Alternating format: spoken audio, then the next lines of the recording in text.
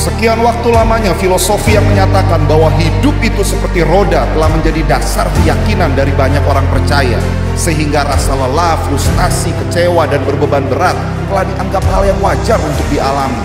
Jika itu yang menjadi dasar keyakinan, maka dampak hidup seperti apa yang akan dihasilkan? Tidak heran jika akhirnya kehidupan orang percaya hanya berputar-putar pada permasalahan akibat ketidakakuratannya sendiri. Bukankah Tuhan telah menetapkan kehidupan orang percaya terus naik dan tidak pernah turun, bahkan menjadi saksi dari kedahsyatan dan kebesaran Tuhan? Saat Roh Kudus tercurah, maka keberadaan kita akan menjadi senjata kebenaran untuk menghancurkan segala pekerjaan iblis di atas bumi ini. Bagaimana wujud konkret dari cara Tuhan melatih diri kita yang merupakan makhluk roh? Dan bagaimana cara kita bekerja sama dengan Roh Kudus untuk dibangun menjadi alat di tangannya? Mari temukan jawabannya di Ruang Tyrannus, The Room of Revivalists and Reformers.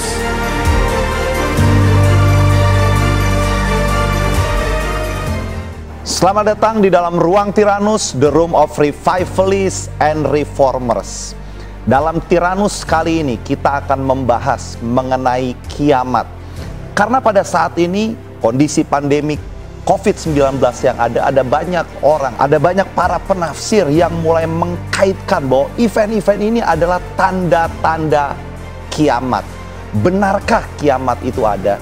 Dan pantaskah atau layakkah orang percaya takut akan kiamat? Semua itu akan kita kupas tuntas di dalam Ruang Tyrannus, tentunya bersama dengan narasumber tetap kita yang telah ada di samping saya. Mari kita sambut bersama narasumber tetap kita, Pastor Stephen Agustinus. Selamat datang kembali, Pastor, di Ruang Tyrannus. Senang sekali bertemu Pastor Stephen hari ini. Satu sukacita juga bisa berinteraksi lagi dengan Gideon dan semua pemirsa yang ada. Haleluya. Pastor Stephen, kita mau melanjutkan diskusi lagi, Pastor. Ya. Jadi di dalam khotbah Pastor Stephen pada hari Minggu kemarin, minggu yang lalu, Pastor Stephen sempat mengangkat ayat Wahyu pasal 9. Nah, di sana ada sangkakala yang ditiup, dan ada binatang yang bermunculan, Pastor. Ada yang belalang yang diberi kuasa seperti kalajengking. Dan itu begitu menyiksa manusia yang ada. Nah, yang menjadi pertanyaan, apakah jangan-jangan nih, Pastor, kondisi pandemik sekarang ini sesungguhnya tepat seperti yang ditulis di dalam Wahyu 9? Apakah kita memang sedang ada di dalam Wahyu pasal 9 itu, Pastor? Kalau kita membahas dan berbicara tentang pewahyuan, kita membutuhkan adanya pekerjaan pewahyuan dari Roh Kudus juga. Sehingga kita akan bisa menerjemahkan apa yang ditulis dalam kitab Wahyu menurut konteks yang Tuhan inginkan. Menurut konteks yang Tuhan inginkan, bukan konteksnya kita nih, Pastor? Bukan konteks kita. Oh iya, baik. Nah, ketika kita belajar memahami apa yang ditulis dalam kitab Wahyu dan kemudian membandingkannya dengan situasi, keadaan, peristiwa yang sedang terjadi pada saat ini, maka memang suka tidak suka kita akan mendapati kadangkala dalam kita mencoba menerjemahkan pewahyuan yang ada dalam konteks kita sekarang, ya kadangkala adalah yang missing di sana. Tapi selama kita tetap mengacu kepada konteks yang Tuhan ingin sampaikan kepada kita lewat apa yang menjadi pewahyuan yang dituliskan oleh Rasul Yohanes, kalaupun ada titik missing di sana, itu tidak akan pernah sampai menciptakan blunder. Karena gini, ada banyak orang yang dengan mudah memberikan cap pengajaran sesat dalam sebuah penyingkapan pewahyuan. Khususnya ketika kita mencoba menerjemahkan apa yang ditulis di dalam kitab Wahyu atau nubuatan-nubuatan di dalam Alkitab. Seringkali orang dengan mudah memberikan cap sesat karena paradigma dan konteks pemahaman yang dia miliki.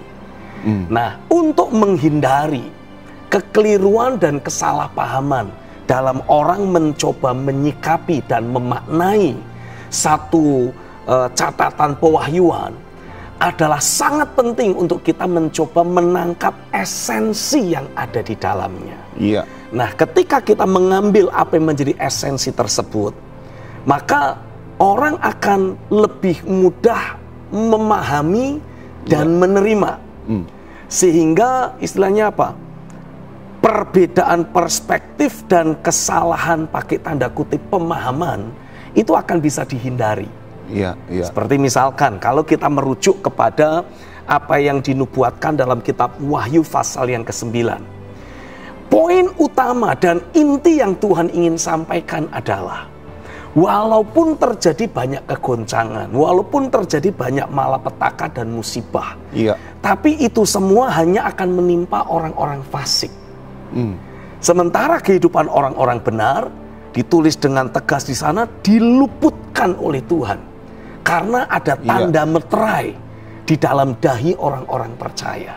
Jadi poin utama yang harus kita pastikan atau yang harus kita tangkap adalah adakah meterai Tuhan di dahi kita.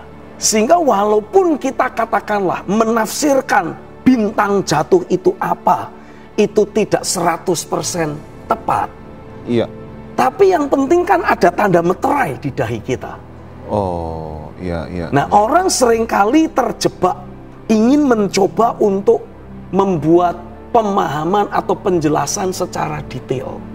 Yang dimaksud bintang jatuh, yang kepadanya diberi kunci pada lubang jurang maut, yang dalam bahasa Inggris ditulis dengan bottomless pit, lubang tanpa dasar. Ya. Ini sebetulnya adalah tempat di mana para malaikat kegelapan yang memberontak di waktu Lucifer memberontak, ikut memberontak bersama Lucifer, dan kemudian ikut dihukum oleh Tuhan pada masa Nuh.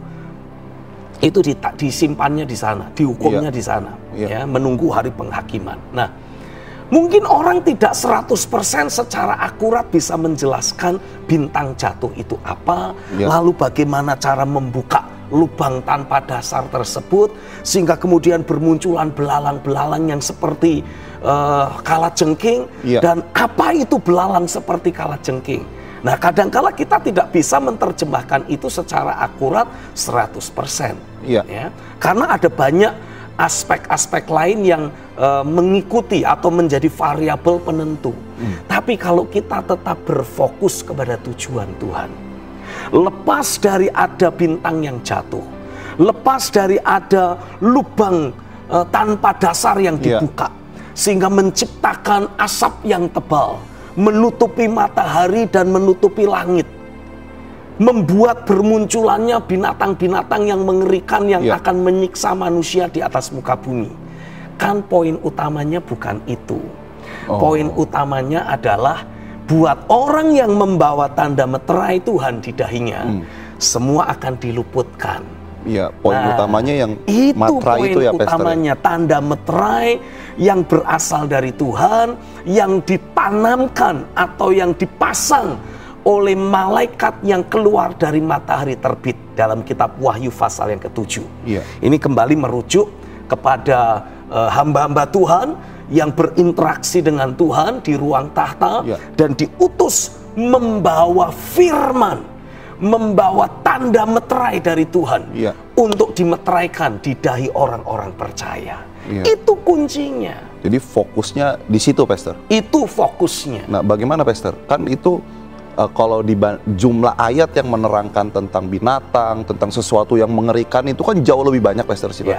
Nah, bagaimana Pastor Stephen bisa menentukan fokus kita harusnya bukan di sana, tapi justru yang sedikit ditulisnya itu, Pastor? Karena kalau Pastor Stephen sering berkata bahwa kita jangan sampai takut dan jangan mengikuti pengkhotbah-pengkhotbah yang menebarkan ketakutan dalam kitab Wahyu. Tapi kalau kita baca sendiri, ya memang serem, Pastor, karena yang ditulis banyak yang menyeramkan. Nah, bagaimana Pastor Stephen bisa menentukan fokusnya harusnya di sini, bukan yang sesuatu yang mengerikan itu? Menarik untuk kita memperhatikan kitab Wahyu secara spesifik. Sebelum kita membahas tentang Wahyu pasal yang ke-7, Wahyu pasal yang ke-9, Wahyu pasal 4, Wahyu pasal yang menceritakan banyak hal-hal yang mengerikan, kita perlu belajar memahami bahwa itu hanyalah cuplikan-cuplikan event akhir zaman. Yang harus kita lakukan adalah melihat gambar besar yang Tuhan ingin berikan tentang kitab Wahyu itu sendiri. Nah, kitab Wahyu pasal yang pertama memberikan penegasan bahwa ini adalah pewahyuan tentang Yesus Kristus. Jadi sebetulnya kitab Wahyu diperintahkan oleh Tuhan untuk ditulis oleh Rasul Yohanes sebagai penyingkapan pewahyuan yang Tuhan akan tunjukkan, Tuhan akan lakukan di akhir zaman, itu tetap harus melihat dalam konteks ini itu pewahyuannya tentang Yesus Kristus. Bukan pewahyuan tentang antikristus ya, Bukan Pastor? tentang antikristus, betul. bukan tentang musibah dan bencana, bukan tentang murka Tuhan. No, ini harus tetap dilihat dari kacamata konteks pewahyuan tentang Yesus Kristus. Jadi maksudnya begini, Pastor, kita jangan salah menggalinya justru ya, Pastor? Jangan salah menggalinya. Jadi kalau kita memperhatikan kitab Wahyu, kita ini sebetulnya seperti disodori oleh Tuhan potongan-potongan kecil gambar yang berkaitan satu sama lain. Nah, potongan-potongan kecil ini mungkin kita kenali kalau di kehidupan sehari-hari itu seperti puzzle. Ya, masing-masing puzzle memiliki potongannya sendiri dan memiliki gambarnya sendiri. Tapi ini tidak boleh dilihat hanya sepotong. Ini harus ditempatkan di tempatnya yang tepat supaya kemudian kita bisa merangkai seluruh gambar yang ada menjadi gambar besar. Nah, fokus kita ya gambar besarnya itu, jangan potongan kecilnya ini. Kalau kita fokus pada potongan kecil ini, wah, bisa pusing 7 keliling kita. Dapatnya pas gambar-gambar mengerikan lagi. Nah, dapatnya yang gambar mengerikan lagi. Tapi kalau kita lihat gambar besarnya, kita akan mendapati gambar besar yang Bapa Sorgawi ingin tunjukkan kepada kita adalah terlepas dari berbagai peristiwa buruk, terlepas dari berbagai hal negatif, terlepas dari berbagai hal menakutkan yang mungkin menjadi potongan-potongan yang ada di dalam kitab Wahyu. Tapi Tuhan ingin kita tetap melihat bahwa hasil akhirnya adalah kerajaan sorga dimanifestasikan. Nah, kerajaan yang dimanifestasikan tersebut termanifestasinya lewat gereja. Lewat gereja Tuhan yang memanifestasikan keberadaan Kristus. Itu sebabnya kita membaca dalam kitab Wahyu pasal yang pertama, Tuhan memberikan pernyataan terlebih dahulu kepada Rasul Yohanes. Apapun yang nanti kamu akan lihat sebagai penyingkapan pewahyuan, tuliskan dalam sebuah kitab dan kirimkan kepada ke-7 jemaat. Kenapa kok 7 jemaat? Ya karena ini jemaat yang ada dalam pengayomannya Rasul Yohanes pada waktu itu. Nah, jadi maksudnya apa? Maksudnya Tuhan ingin memberitahu kepada kita bahwa gereja akan memegang peranan yang teramat sangat penting di dalam menghadapi event-event akhir zaman yang sepertinya menakutkan. Jadi gereja akan memegang peranan penting, itu yang pertama. Lalu lebih lanjut, kalau kita memperhatikan dalam Wahyu pasal yang kedua, lalu Wahyu pasal yang ketiga, Tuhan secara pribadi mulai mengoreksi 7 jemaat yang akan menerima suratan dari Rasul Yohanes tersebut. Apa tujuannya? Untuk memastikan gereja yang bersangkutan atau gereja-gereja yang ada akan bisa dibangun secara akurat dengan pola yang Tuhan sudah tetapkan, agar pada akhirnya mereka bisa bersinergi dan berfungsi di hari-hari yang terakhir ini menjadi manifestasi tubuh Kristus. Arahnya ke sana ya, Pastor? Arahnya ke sana. Dan yang lebih menarik lagi, di pasal 1 Tuhan berbicara kepada Yohanes, memberi perintah supaya penyingkapan pewahyuan apapun harus dituliskan dan dikirim ke 7 jemaat. Pasal 2 dan pasal 3, 7 jemaat yang ada dikoreksi oleh Tuhan, dievaluasi oleh Tuhan, dipastikan untuk mengalami penyelarasan dengan sang firman hidup itu. Sehingga Yesus yang sudah ditetapkan sebagai kepala gereja akan betul-betul menemukan ada tubuhnya di atas muka bumi ini yang akan menggenapkan segala sesuatu, yang akan dia pakai memulihkan segala sesuatu. Nah, masuk pasal yang keempat. Kalau kita memperhatikan dalam kitab Wahyu, dituliskan di sana pada hari Tuhan, Rasul Yohanes sebagai pemimpin dari ke-7 jemaat yang ada dalam pengayomannya, dituliskan di Alkitab, dikuasai oleh Roh dan dibawa masuk ke ruang tahta. Diangkat oleh Roh begitu ya, Pastor? Diangkat oleh Roh pergi ke ruang tahta. Dan di sana Alkitab menuliskan bagaimana Yohanes melihat ada berbagai peristiwa yang terjadi. Ya. Dimulai dari ada anak domba yang sudah disembelih, yang menggambarkan keberadaan dari Kristus sendiri, yang membuka tanda meterai. Iya. Nah, setiap kali ada tanda meterai yang dibuka, sesuatu terjadi di bumi ini. Dimulai dari 4 penunggang kuda yang keluar dan menciptakan kehebohan tertentu di atas muka bumi ini. Iya. Lalu pokoknya setiap kali tanda meterai dibuka, sesuatu yang disebut musibah, sesuatu yang disebut sebagai perkara-perkara yang menakutkan terjadi di bumi ini. Ya. Lalu setelah 7 meterai dibuka, ada 7 sangkakala yang ditiup oleh malaikat Tuhan. Kembali setiap kali sangkakala ditiup, sesuatu yang terjadi di bumi. Iya. Lalu kemudian ada 7 malaikat yang membawa cawan murka Allah, yang satu persatu dituangkan. Dan ketika hal tersebut terjadi, kembali di bumi ada sesuatu yang menggentarkan terjadi. Nah, tapi ingat, semua yang terjadi tersebut diinisiatifi di ruang tahta. Nah, disinilah peranan gereja Tuhan. Satu-satunya institusi yang ada di atas muka bumi ini yang diberi akses masuk ke ruang tahta oleh Tuhan hanyalah gereja, hanya orang benar. Lalu kaitannya apa? Kaitannya adalah ketika ada banyak peristiwa negatif, ada banyak hal-hal menakutkan terjadi di atas muka bumi ini, kita sebagai orang benar, sebagai gereja Tuhan, sebagai tubuhnya, yang punya akses ada di ruang tahta, kita bisa bersyafaat di ruang tahta, meminta anugerah kepada Bapa untuk membuat perbedaan buat orang-orang percaya. Iya. Sama seperti pada zaman Abraham, ketika Tuhan akan menghukum kota Sodom. Tuhan membuka rahasianya kepada Abraham, melibatkan Abraham untuk bernegosiasi buat kepentingan Lot, karena Lot adalah anggota keluarga Abraham. Dan disitulah Abraham bernegosiasi, meminta supaya kalau ada minimal 10 orang benar, maka Sodom akan diluputkan Tuhan. Iya. Dan Tuhan berkata, aku meluputkan kota Sodom kalau ada 10 orang benar. Udah dealing sampai situ ya, Pastor? Ada dealing sampai di sana. Iya. Nah, kita sebagai orang percaya juga diberi akses oleh Tuhan untuk ada di ruang tahta dan bernegosiasi di hadapan Tuhan, memastikan ketika tanda meterai dibuka, sesuatu yang menghebohkan terjadi di atas muka bumi. Ketika sangkakala ditiup, ada sesuatu yang menggentarkan terjadi di bumi. Ketika cawan murka Allah dituang, ada musibah, ada bencana yang membawa kegentaran bagi banyak orang terjadi di atas muka bumi ini. Biar itu tidak menimpa orang benar, atau minimal tidak akan menimpa orang-orang yang dikasihi oleh orang benar tersebut.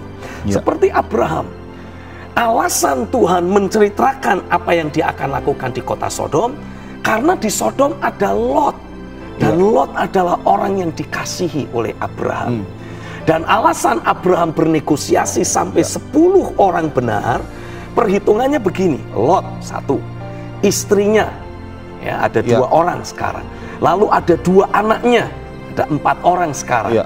Nah, sebagai orang benar, asumsi Abraham adalah mereka akan berfungsi mempengaruhi penduduk kota Sodom.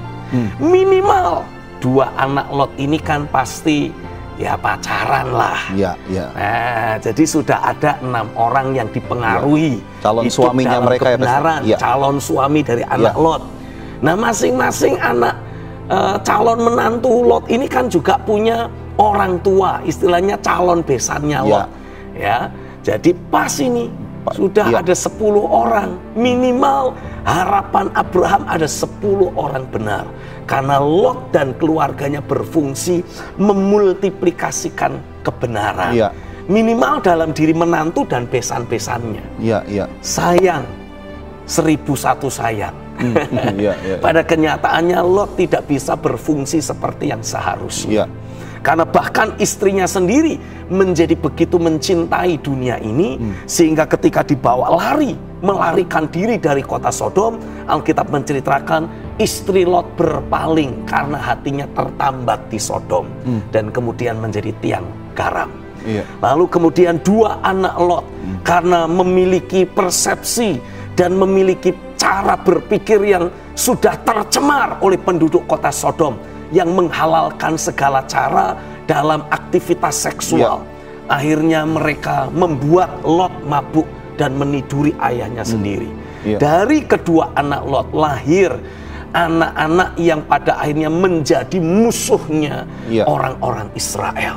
Nah, Tuhan menghendaki kita sebagai gerejanya betul-betul memainkan peranan kita untuk betul-betul dibangun sesuai dengan prinsip kebenaran, dan kemudian memiliki akses yang terus terbuka dengan ruang tahta untuk bersyafaat di masa kegoncangan dan berbagai hal besar terjadi. Bernegosiasi ya, Pastor? Bernegosiasi. Karena Pastor, kalau misalkan tadi Pastor, seandainya yang 10 itu benar-benar terjadi, itu kan keselamatan mereka akan mempengaruhi keselamatan kota, Pastor. Betul. Tuhan tidak menghukum secara keseluruhan seluruh kota Sodom hanya gara-gara ada orang benar. Jadi pada prinsipnya Tuhan tidak akan menghukum kota Sodom, atau bahkan Tuhan tidak akan menghukum dunia ini selama ada orang benar yang terus menduplikasi dirinya. Alasan kenapa di Sodom Tuhan harus hancurkan kota itu bukan karena dosa-dosanya, tapi karena tidak adanya orang benar di sana. Itu sebabnya ada seorang hamba Tuhan senior yang sekarang sudah bersama dengan Tuhan, dalam salah satu khotbahnya membuat sebuah statement. Kalau Tuhan tidak menghukum kota-kota besar yang melegalkan aborsi atau melegalkan perbuatan seksual yang tidak senonoh, yaitu prostitusi, gay, LGBT dan sebagainya, Tuhan harus minta maaf kepada penduduk kota Sodom dan Gomora. Karena udah dihukum ya. Karena udah dihukum. Nah, alasan kenapa Tuhan masih belum melakukan penghukuman pada hari-hari ini, karena alasan adanya orang benar. Dan selama ada orang benar yang terus menduplikasi kebenaran kepada orang-orang yang berinteraksi dengan dirinya, saya percaya dunia ini tidak perlu dihukum Tuhan sampai hancur, sampai binasa. Karena memang bukan itu niat Tuhan. Bukan itu niat Tuhan ya, Pastor. Menghukum bukan itu ya, Pastor. Bukan penghukuman yang menjadi niat Tuhan. Niat Tuhan adalah pengampunan. Lewat korban Kristus di atas kayu salib, Tuhan lebih suka mengampuni penduduk dunia ini daripada menghukum. Bahkan terhadap orang fasik sekalipun, Tuhan terhadap orang fasik sekalipun, Tuhan masih kepengen memberi kesempatan supaya mereka bertobat. Jangan sampai kita sebagai orang percaya justru berkelakuan kayak Yunus, yang senang justru menunggu-nunggu Tuhan memberi penghukuman pada orang fasik, pada orang-orang Niniwe, hanya gara-gara, ini menurut konon cerita legendanya orang Yahudi. Orang Niniwe itu memang kejam, suka mengganggu, suka menyerang suku-suku bangsa yang lain. Nah, menurut konon ceritanya, ada salah satu dari anggota keluarga Yunus yang turut menjadi korban akibat kekejaman dan kekerasan yang dilakukan oleh orang-orang Niniwe. Maka ketika Tuhan memberi perintah kepada Yunus, pergilah ke Niniwe, beritakan firman di sana. Kalau dalam 40 hari mereka tidak mau bertobat, aku akan menjungkir balikkan kota itu. Yunus berpikir secara manusiawi, aku nggak bisa perang, aku nggak bisa membalaskan kematian dari orang-orang terdekatku. Wah, ini tangan Tuhan yang melakukan pembalasan. Makanya dia nggak mau pergi ke kota Niniwe, dia sengaja kabur. Tapi dalam kedaulatannya, Alkitab menuliskan, Yunus pada akhirnya harus masuk ke perut ikan. Dan setelah 3 hari 3 malam, Tuhan beri perintah supaya ikan itu memuntahkan Yunus ke daratan kembali. Nah, tebak, di mana Yunus dimuntahkan? ke Niniwe. Diantarkan langsung ke Niniwe. Dan bahkan setelah Yunus sampaikan firman, Yunus tidak mengharapkan pertobatan mereka. Karena Alkitab menceritakan setelah dia sampaikan firman, ya udah dia tinggal aja naik ke atas gunung dan menunggu penghukuman Tuhan datang. Tanpa dia ketahui, seluruh penduduk Niniwe, dari yang paling kecil sampai yang paling besar, dari orang biasa sampai rajanya, ternyata justru bertobat. Memberikan bobot terhadap suara Tuhan yang disampaikan oleh Yunus. Suara yang disampaikan oleh Yunus, walaupun Yunus tidak menyampaikan dengan segenap hati. Ogah-ogahan. Tapi dampaknya revival besar terjadi. Seluruh kota bertobat. Nah, karena seluruh kota sudah bertobat, ya Tuhan menarik penghukuman itu. Nah, Yunusnya yang kesel. Tuhan pelin-pelan. Tuhan tidak menggenapi firman-Nya. Padahal memang niat Tuhan itu mengampuni, bukan menghukum. Itulah peranan gereja dalam bernegosiasi ya, Pastor. Gereja dalam bernegosiasi. Iya. Saya percaya ke depan nanti, saudara sebagai orang percaya sekali lagi akan melihat manifestasi kuasa doa akan sekali lagi tercurah dan bekerja secara nyata dalam kehidupan setiap kita sebagai orang percaya. Itu sebabnya saya mau tegaskan di dalam nama Yesus, mari pastikan kita membangun hidup kita secara akurat sesuai dengan prinsip firman. Karena Alkitab juga menegaskan, rumahku, kata Tuhan, akan disebut rumah doa bagi segala bangsa. Nah, yang dimaksud rumahku di sini itu bukan bait suci yang di Yerusalem, bukan, Pak. Yang dimaksud rumahku di sini adalah tubuh kita ini, hidup kita ini. Karena Alkitab memberikan penegasan. Paulus menerima pewahyuan dari Tuhan bahwa tubuh kita ini adalah bait dari Roh Kudus. Hidup kita ini adalah rumah dari Tuhan. Bapa, Putra, dan Roh Kudus rindu berdiam di dalam bait-Nya. Hidup kita, tubuh kita ini. Dan lewat interaksi yang kita alami dengan orang-orang yang ada, doa akan terus kita naikkan. Doa akan terus kita panjatkan di hadapan Tuhan. Dan saya percaya sekali lagi kuasa doa akan bekerja dalam hidupmu. Dan saat ini saya berdoa, ketika Tuhan terus menyingkapkan firman-Nya, Roh Kudus terus dicurahkan dalam hidupmu. Berbagai penyingkapan firman, berbagai pemahaman firman akan terus mencetak, membentuk kehidupanmu sehari-hari. Mentalitasmu alami perubahan. Di dalam nama Yesus, konsep berpikir, dasar keyakinan, sikap hati yang kau miliki terus mengalami perubahan, diselaraskan, dibangun ulang, dirombak, dibangun sesuai dengan pola Kristus, sesuai dengan firman yang disingkapkan dalam hidupmu. Sehingga sebagai akibatnya, ketika engkau selesai dibangun sesuai dengan prinsip kebenaran, engkau akan sungguh alami Kristus sendiri hidup di dalam dirimu. Bapa sendiri bermanifestasi dalam hidupmu. Akan terus ada firman hidup kekal yang engkau terima, yang bisa engkau bagikan. Dan setiap orang yang mau dengar-dengaran, setiap orang yang mau mentaati apa yang engkau sampaikan, mereka akan juga mengalami sebagaimana kuasa firman bekerja kuat dalam hidupmu, membuat engkau dibedakan, membuat engkau diistimewakan. Aku percaya seberapa banyak orang lain yang mau mendengarkan apa yang engkau sampaikan sebagai wujud dari firman hidup kekal yang engkau terima dari Tuhan. Kepada mereka pun akan diperhitungkan takaran iman yang sama, sehingga sebagaimana engkau dibedakan, hidup mereka juga dibedakan. Sebagaimana hidupmu diistimewakan, mereka pun akan diistimewakan. Dengar kekasih Tuhan, Alkitab menubuatkan pada hari-hari yang terakhir, Alkitab berkata, aku akan mencurahkan rohku ke atas semua manusia. Yang dimaksud semua manusia di sini adalah semua orang yang masih di luar sana, yang akan berinteraksi dengan hidupmu. Roh yang tercurah dalam dirimu akan meluap, akan melimpah dan menjamah kehidupan mereka, memenuhi hidup mereka seperti Roh Kudus memenuhi hidupmu. Terjadilah lewat hidupmu, terjadilah di dalam nama Yesus. Haleluya, haleluya, haleluya.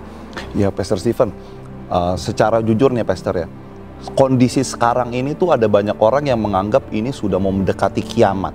Nah, betul kan pemirsa? Dan banyak orang akhirnya takut Pastor, dan sibuk mungkin mempersiapkan diri. Intinya ada ketakutan karena ini hari kiamat. Tapi waktu itu Pastor Stephen berkata bahwa event-event buruk yang terjadi di bumi ini sebenarnya kan event yang berulang. Nah, setelah saya pikir-pikir benar juga Pastor. Karena kalau sebenarnya penduduk dunia yang pantas menganggap takut akan kiamat, contohnya orang Mesir zaman dulu Pastor. Kejadian Mesir zaman dulu kan nggak sebanding dengan kejadian sekarang. Sangat tidak sebanding. Zaman itu lebih mengerikan Pastor. Betul. Wabah, satu bangsa dikeroyok nyamuk. Satu bangsa dikeroyok kodok. Iya betul. Itu ngeri banget kan Pastor. Lalat pikat. Itu ruangan tertutup pun lalat bisa nembus. Air jadi darah. Air berubah jadi darah. Serem sekali. Nah itu bagaimana Pastor? Maksudnya bagaimana untuk merubah konsep berpikir yang terus mengkait-kaitkan event-event yang ada ini dengan kondisi bahwa ini udah kiamat, kayaknya udah nggak ada harapan lagi ke depan. Gimana tuh ngerubahnya Pastor? Ya, ini semua dipengaruhi dari jenis input yang kita terima. Karena paradigma yang dimiliki seseorang itu sangat dipengaruhi oleh jenis input yang dia terima.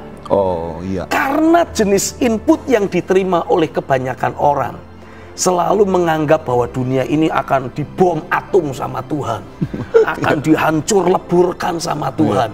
Ya akhirnya muncullah narasi-narasi dan pengajaran-pengajaran yang membawa kita memiliki sebuah persepsi, wah kiamat habis sudah, bumi ini sudah terlalu tua akan dihancurkan dan sebagainya dan sebagainya. No, kalau kita baca di dalam Alkitab, kerajaan 1000 tahun itu terjadinya ya di bumi ini. Istilah kerajaan 1000 tahun itu menunjukkan tanpa akhir. Tanpa akhir. Berarti kalau kiamat kan ibaratnya berakhir Pastor. Jadi apakah Pastor Stephen ingin berkata bahwa kiamat tidak akan terjadi? Saya mau kita belajar memahami istilah kiamat itu sendiri. Alkitab tidak pernah menuliskan ada kiamat loh. Nggak ada kata kiamat ya Pastor di Alkitab. Itu hanya ada di kitab saudara-saudara kita. Sementara kita yang dapat penyingkapan pewahyuan langsung dari Tuhan, cari di Alkitab. Nggak ada tulisan kiamat. Saya search, saya coba search ya. Kan sekarang kan sudah canggih. Ada Alkitab elektronik. Kiamat. Cari mana ayat ada, kiamat. Betul pemirsa, tidak ada kata kiamat di dalam Alkitab. Kok bisa ya kita muncul kata itu Pastor, jadi sesuatu momok yang menakutkan. Aneh juga itu Pastor. Itu disebabkan dari interaksi satu sama lain. Kata kiamat itu lambat laun mulai masuk di alam bawah sadar kita dan menjadi bahasa kita. Nah, kalau ada pemirsa yang bilang, loh itu Pak Stephen juga menulis buku judulnya Kiamat. Ya itu memang trik dan kiat saya untuk menarik perhatian saudara. Supaya kita bisa mulai belajar mengenali dari sudut pandang Tuhan. Karena Alkitab tidak pernah menuliskan bahwa bumi ini akan dibom atom sama Tuhan, kiamat. No. Memang bumi ini akan mengalami penghukuman. Tapi jangan lupa, itu hanyalah proses berbagai event yang akan mendahului datangnya zaman yang baru. Oh yes, amin, amin. Sama seperti seorang wanita yang akan melahirkan. Sebelum si anak lahir, yang muncul duluan apa? Air ketubannya. Yang keluar apa lagi? Darah. Yang dirasa apa lagi? Wah, sakit yang tak terhingga. Semuanya itu sesuatu yang pengennya dihindari, tapi itu tidak bisa dihindari. Itu memang tanda-tanda yang menunjukkan akan lahirnya seorang anak yang baru di atas muka bumi ini. Nah sama, sebelum bumi ini melahirkan zaman yang baru, kadangkala ada yang harus dilewati. Segala sesuatu yang menakutkan, yang tidak enak. Tapi yang jelas Alkitab menuliskan, Tuhan menetapkan bahwa kita ini akan menjadi raja untuk selamanya di atas muka bumi ini.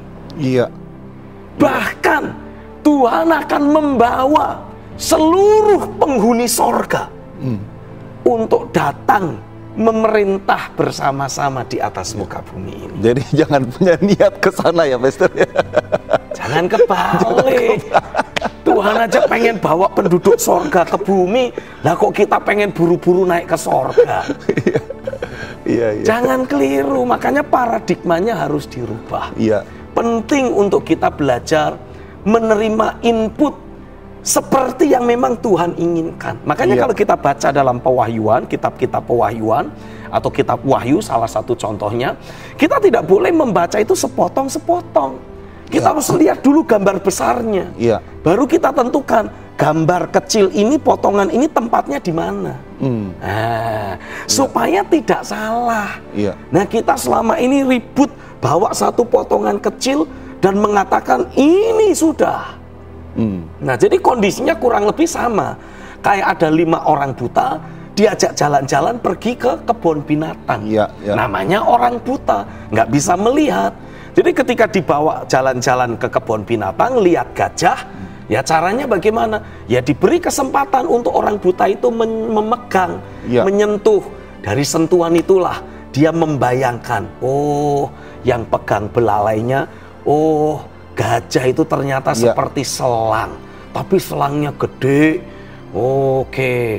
Nah, yang pegang kupingnya berpikir, oh jadi gajah itu seperti kipas toh. Yang pegang kakinya, oh gajah itu kayak tiang. Nah, yang pegang perutnya, oh gajah itu ternyata kayak tambur besar.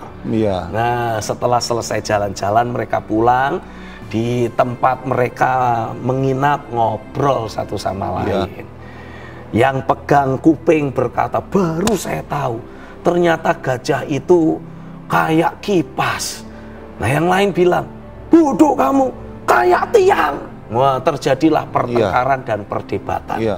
Nah, buat kita yang matanya melek, yang matanya terbuka, kita ketawa lihat perdebatan orang buta itu. Mereka mungkin memegang satu kebenaran, tapi itu bukan kebenaran mutlak. Itu cuma sebagian dari kebenaran. Karena masih ada rangkaian kebenaran yang lain. Makanya jangan terjebak untuk hanya pegang satu gambar saja. Lalu berkata ini sudah, padahal itu potongan puzzle. Dan terus digali dari dan situ. Terus digali di situ. Ini gambar apa ini? Ini lama-lama jadi kayak orang yang dulu suka mendapat mimpi primbon untuk cari nomor SDSB ini. Nomor togel ya. Nomor togel. Nanti ada gambar begini, itu apa itu? Oh itu burung bangau. Ada lagi yang bilang, oh bukan itu teko, ceret. Oh, itu kan sesuai penafsiran masing-masing. Nah itu sebabnya tadi saya tegaskan. Ya. Kalau kita membaca nubuatan-nubuatan dalam kitab-kitab pewahyuan, seperti misalkan kitab Wahyu, jangan terjebak untuk mencoba menerjemahkan secara detail peristiwa ini, poin itu. Seperti kalau kita di awal pembahasan tadi kita membicarakan Wahyu pasal 9. Orang terjebak untuk mencoba menjelaskan apa yang dimaksud bintang yang jatuh. Oh bintang itu bersinar di dalam kegelapan. Seharusnya itu bicara tentang anak Tuhan. Oh ini pasti anak Tuhan yang jatuh. Ya bisa saja. Soalnya Pastor kalau bisa membahas itu jadi kelihatan keren juga Pastor. Kelihatan wih mantap gitu. Tapi kita jadi kehilangan esensinya. Ya, sama saja kayak misalkan kita ini sedang mau membuat sebuah gambar puzzle. Tapi kita cuma punya satu potong gambar ini. Potongan doang. Nah, kita kalau coba menerjemahkan potongan gambar puzzle kan ya bisa out of context penuhnya itu. Ya, sesuka-sukanya Suka-suka sendiri. kita sendiri. Ini kayak gambar gigi atau gambar apa ini? Pas dipasang di gambar itu beda sendiri. Beda sendiri, beda lagi dari pemahaman kita. Iya. Itu sebabnya penting untuk kita terus belajar menyatukan hidup kita dengan Tuhan, Iya. dan selalu meminta Roh Kudus yang menyingkapkan pewahyuan kepada kita. Iya, iya. Prinsipnya adalah kalau kita ingin menerjemahkan penyingkapan pewahyuan, ayat harus menerjemahkan ayat. Iya. Ya, seperti misalkan ketika kita membahas tentang Wahyu pasal 12 contohnya. Kisah tentang perempuan yang merupakan gambaran dari gereja Tuhan mempelai wanita Kristus yang diintimidasi oleh naga merah padam yang berkepala 7, bertanduk 10. Iya. Nah, orang seringkali menerjemahkan naga yang merah padam itu sebagai bentuk aktivitas seksual. Karena dituliskan di dalam ayat selanjutnya, naga itu ekornya menyeret sepertiga bintang di langit. Nah, lalu orang menerjemahkan, ekor itu kalau di ular atau di seekor naga berbicara tentang kelamin. Ada kelaminnya di situ. Ada kelaminnya di bagian ekor situ. Nah, maka lalu kemudian diterjemahkanlah yang akan menjatuhkan sepertiga anak-anak Tuhan atau hamba-hamba Tuhan itu lewat aktivitas seksual atau kejatuhan moral. Nah, saya punya penerjemahan yang lain. Saya mencoba menjelaskan ayat ini dari ayat yang ada. Dari ayat menjelaskan lain lagi. ayat. Iya. Ayat harus menjelaskan ayat. Iya. Dalam kitab Yesaya pasal yang ke-9 dituliskan, jelas dituliskan, yang dimaksud sebagai kepala adalah pemimpin dan tua-tua. Yang dimaksud ekor adalah nabi yang mengajarkan dusta. Nah, Iya. lalu dari ayat tersebut kita bisa mendapatkan pemahaman. Oh, berarti yang dimaksud naga merah padam berkepala 7, ya kan? Iya. Ini menunjukkan orang-orang yang pernah menjadi pemimpin atau dalam posisi sebagai seorang pemimpin, tapi hatinya sudah menjauh dari Tuhan. Karena konteks dalam kitab Yesaya pasal 9, tua-tua dan para pemimpin itu berbicara tentang tua-tua Israel dan para pemimpin Israel yang hatinya serong, Ya. hatinya menjauh dari Tuhan. Jadi ini berbicara tentang pemimpin-pemimpin, entah pemimpin rohani atau pemimpin sosial lain yang merasa terintimidasi oleh keberadaan gereja yang sedang ingin melahirkan manifestasi Kristus di atas muka bumi. Iya, iya.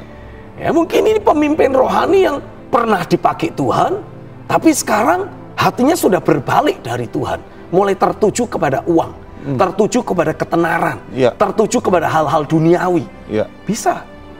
Nah, jadi kemudian saya mencoba menjelaskan dari ayat yang ada di Wahyu 12 dijelaskan lewat Yesaya pasal 9. Oh, jadi yang menjatuhkan sepertiga orang-orang percaya itu adalah nabi yang mengajarkan dusta, yang mengintimidasi gereja adalah pemimpin-pemimpin yang hatinya sudah serong. Ayat menjelaskan ayat. Iya, jadi jelas ya Pastor. Jadi jelas, ya. Tidak out of context. Iya, nggak menurut imajinasi pemikirannya sendiri ya Pastor. Tidak menurut nalar logika manusia kita sendiri. Iya.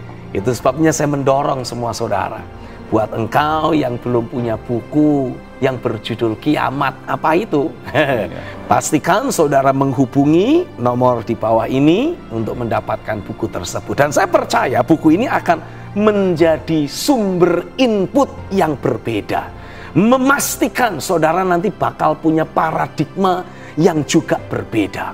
Itu sebabnya saya mau tegaskan di dalam nama Yesus, jangan pernah biarkan apa yang selama ini engkau yakini ternyata meleset dari apa yang menjadi maksud dan tujuan Tuhan. Karena ketika engkau terus belajar membuka hatimu, menyatukan hati dan pikiranmu dengan input-input ilahi, sehingga paradigmamu berbeda, dasar keyakinanmu berubah. Engkau membangun hidupmu betul-betul di atas pemahaman firman yang akurat, di atas penyingkapan firman seperti yang Tuhan maksudkan, saya percaya hidup dan keberadaanmu tidak akan pernah sama lagi. Hari ini sebagai hamba Tuhan, saya mau berdoa untuk semua saudara yang mungkin karena satu dan lain hal engkau keliru membangun rumah rohanimu di atas dasar Kristus menurut kata orang. Engkau membangun rumah rohanimu dengan menggunakan material yang mudah terbakar, sehingga saat ini hidupmu penuh dengan kegoncangan. Hidupmu saat ini penuh dengan berbagai hal yang tidak mengenakkan. Engkau mengalami berbagai macam tekanan, intimidasi dari si musuh. Hari ini saya berdoa di dalam nama Yesus, biarlah tangan kuasa Tuhan bekerja atasmu. Aku berdoa roh hikmat, roh pewahyuan dicurahkan dalam hidupmu. Aku berdoa dan aku deklarasikan arah hatimu diubahkan untuk sekali lagi tertuju hanya kepada kebenaran. Dan aku berdoa demi nama Yesus, biarlah tangan kuasa Tuhan mengambil engkau, menyelamatkan engkau dari segala macam tekanan dari si jahat, membawa engkau, menjejakkan kakimu sekali lagi untuk berdiri di atas dasar firman-Nya, di atas dasar batu karang yang teguh. Dan engkau mulai alami ada input-input ilahi, ada suara Tuhan, ada pernyataan roh, ada penyingkapan firman. Entah engkau terima secara pribadi ataupun engkau terima lewat program-program seperti sekarang ini. Hari ini aku berdoa engkau dengan tekun membangun hidupmu di atas kebenaran. Dan ketika engkau membangun hidupmu di atas firman, aku percaya inilah waktunya kuasa iman yang memindahkan gunung, kuasa iman yang menaklukkan dunia ini akan mulai teraktivasi, mulai bekerja dalam hidupmu. Engkau tidak lagi menjadi orang biasa, engkau bukan lagi menjadi jemaat yang menjadi korban. No. Engkau bisa mulai berseru dengan penuh keyakinan, aku ini pahlawan. Ora kata sekret hamaraka. Engkau dengan penuh iman, penuh keyakinan bisa berkata, maut ditelan dalam kemenangan. Oh, hari ini aku deklarasikan hidupmu tidak akan pernah sama lagi. Aku mengalirkan kehidupan roh, aku menghembuskan nafas hidup Tuhan, membangkitkan pengharapanmu sekali lagi, membangkitkan keyakinanmu sekali lagi atas keberadaan Tuhan, atas firman-Nya yang selalu ya dan amin. Hari ini aku lepaskan pekerjaan roh, menghidupkan dirimu kembali, karena hidupku adalah roh yang menghidupkan. Ketika engkau berinteraksi, ketika engkau menerima apa yang aku sampaikan, roh kehidupan yang ada dalam diriku menghidupkan engkau kembali. Oh, terimalah pengayoman yang dari sorga, terimalah penyediaan yang dari Bapa, karena Dia adalah Bapa yang terbaik. Dia adalah Allah yang setia, dan Dia selalu setia pada firman-Nya. Dia pun sanggup menggenapkan apapun yang Dia firmankan dan janjikan kepadamu. Kekasih Tuhan, ingat selalu rancangan Tuhan bagi orang percaya, bagi anak-anaknya, bagi umat tebusan seperti engkau adalah selalu happy ending. Kalau engkau belum happy, artinya belum ending. Tuhan masih terus bekerja. Pastikan engkau memiliki pengharapan iman yang terus berkobar. Engkau terus dengar-dengaran dengan suara tuntunan rohnya, dan engkau terus berjalan dalam ketaatan. Terus pegang tangannya, karena Dia akan selalu menuntun engkau untuk masuk ke padang yang berumput hijau dan ke air yang tenang. Mungkin saat ini engkau berkata, tapi aku sedang ada di lembah kekelaman. Hari ini sebagai hamba Tuhan, sekali lagi aku tegaskan, jangan takut. Dalam nama Yesus, roh ketakutan, roh kekhawatiran dunia, segala bentuk tekanan, intimidasi dari si musuh, aku hancurkan. Di dalam nama Yesus, aku hancurkan dari hidupmu. Dan biarlah kelegaan kembali datang atasmu. Damai sejahtera, sukacita ilahi kembali dilimpahkan kepadamu. Engkau kembali terhubung dengan realitas sorga, yang adalah kebenaran, damai sejahtera, dan sukacita ilahi yang dikerjakan Roh Kudus dalam hidupmu. Dan ketika engkau kembali terhubung dengan keberadaan Tuhan, hari ini saya berdoa sekali lagi, gada dan tongkat Tuhan akan selalu engkau rasakan. Yes. Menghiburmu, Amin, amin. menguatkanmu, memulihkanmu, membangkitkan engkau kembali untuk melanjutkan perjalanan rohanimu. Dan teruslah melangkah, karena Tuhan akan membawa engkau ke padang yang berumput hijau, ke air yang tenang. Amin. Dan aku deklarasikan, dari mulutmu akan keluar kesaksian, Tuhan menyediakan hidangan bagiku di hadapan lawan-lawanku. Oh, engkau juga akan bisa berkata, kebajikan dan kemurahan belaka yang terus mengikuti aku seumur hidupku terjadilah atasmu di dalam nama Yesus. Yang percaya katakan amin. Haleluya.